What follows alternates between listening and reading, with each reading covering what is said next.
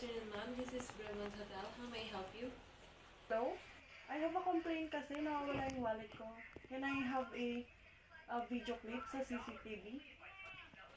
Sure, ma'am. We'll verify your complaint through the security department.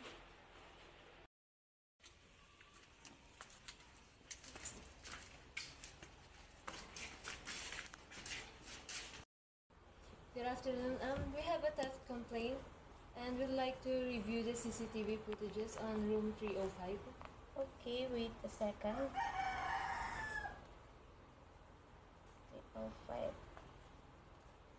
Yung clip dun sa room ninyo, ma'am.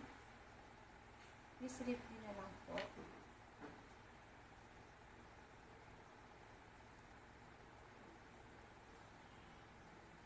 Siya po ba yung nasa ano po ninyo kanina?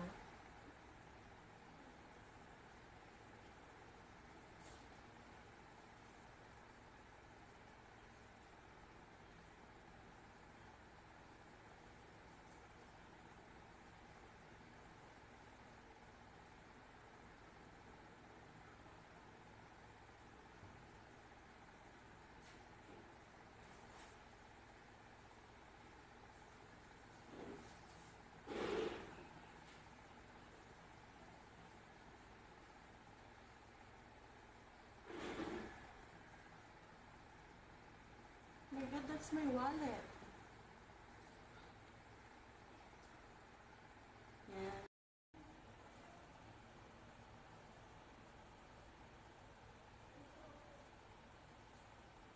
All rise. The Honorable Judge Tanesha Erenia presiding. All may be seated. Let this trial commence. I do solemnly, Sincerely and truly declare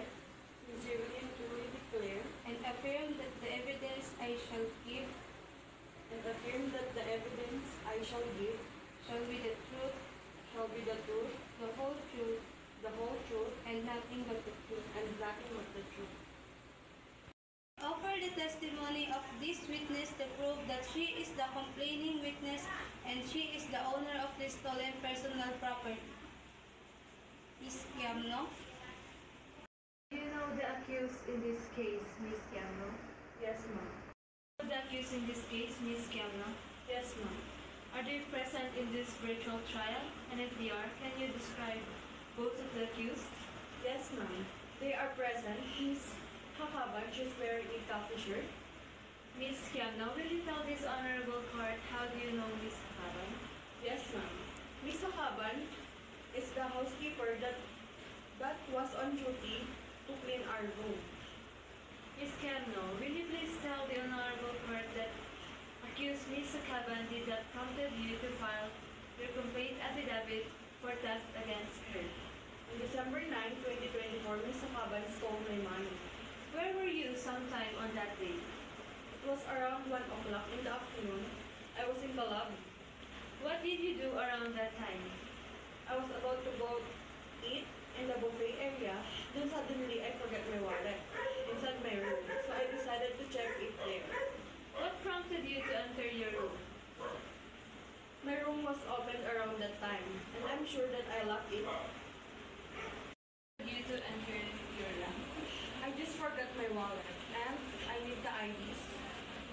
What did you do inside your room when you entered, if any? I immediately checked my wallet.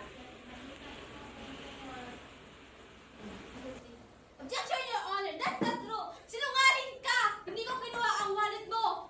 Objection. Silence on the court. But we have solid evidence that you are the one who entered the room of Miss Kiamno around 1 p.m.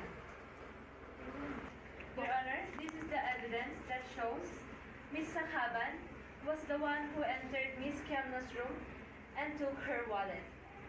Sinungaling! Hindi ako yan!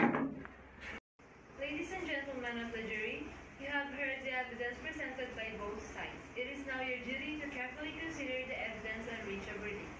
Ms. Sakaban is considered guilty. Her penalty of imprisonment of not less than 2 years but not more than 7 years or fine of not less than 200,000 pesos but not more than 500,000 pesos, or both imprisonment and fine at the discretion of the court shall be imposed upon any person found guilty of unlawfully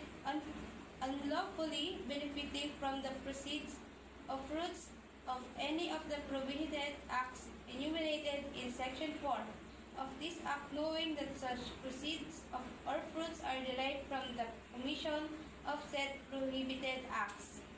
The court accepts the verdict. Court is adjourned. Hindi ako yun! Hindi ako yung nagnakaw! Attorney, hindi ako yun. Nasabi ko sa'yo, hindi ako yun, attorney. Promise, hindi ako yun. Hindi ako nagnakaw, no. Hindi ako yun.